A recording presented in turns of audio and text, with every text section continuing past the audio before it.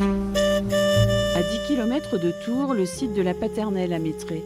Une commune dont le nom reste lié à jamais à sa colonie, une institution pour jeunes délinquants du milieu du 19e siècle. Jean-Michel Sikluski, avocat durant 40 ans au barreau de Tours, s'est plongé dans l'histoire de cette colonie agricole et pénitentiaire depuis sa création en 1839 par un avocat humaniste, Frédéric Auguste de Metz. Avant 1839, les mineurs délinquants sont condamnés par les tribunaux correctionnels et pourrissent dans les prisons mélangées aux majeurs dans des conditions d'insalubrité absolue. Et de Metz, le fondateur de la colonie, a cette idée. L'agriculture est très forte à l'époque, donc il emprunte à Charles Lucas, inspecteur des prisons, la formule « sauver la terre par les colons et les colons par la terre ». Inspirée d'un modèle prussien, cette colonie est une première en France, admirée en Europe. Pas de murs ni de barreaux. Avec son ami le vicomte de Brétinière de Courteil, Frédéric de Metz fonde une colonie qui n'a rien d'une prison. C'est d'Appel Blouet, Grand Prix de Rome, qui signe l'architecture originale d'un village. 5 maisons de colons qui comprendront 5 familles.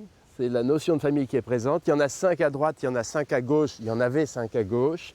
Et on va regrouper tout ça autour de l'église et la grande place principale où il y avait des réunions, notamment le dimanche. Et puis les ateliers tout autour.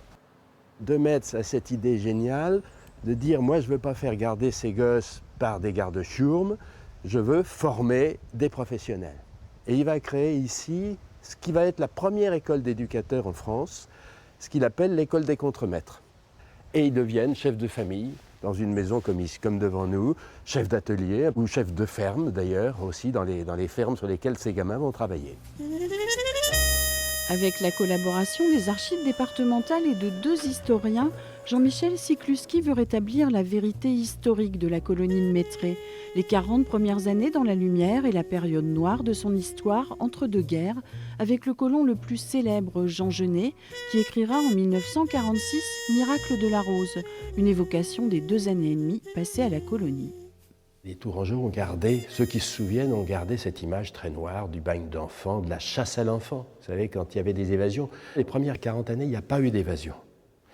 Et puis, dans les dernières années, c'était tous les 2 jours. Ça, c'est dans la période noire. C'est un surveillant qui s'appelait Guépin, qui est décoré et dont on sait qu'il est à l'origine de morts d'enfants.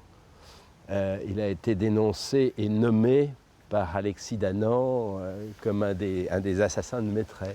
Alexis Danan est un grand reporter, un peu comme Albert Londres à l'époque, et qui prend en bille en tête ces bagnes d'enfants, et notamment Mettray.